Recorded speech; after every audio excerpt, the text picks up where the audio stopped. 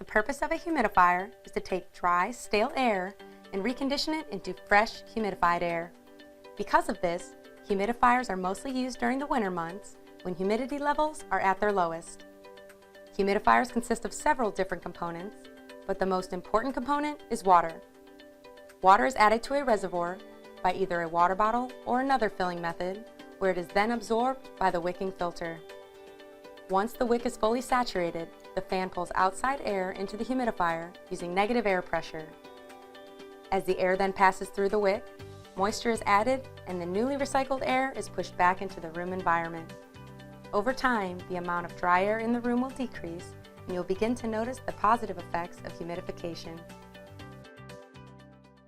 By having proper humidification levels, you eliminate things like asthma triggers and allergy triggers, dry skin and static shock. You know, it was tough because the kids' skin and my skin would dry out, but in this house, we don't have an issue at all.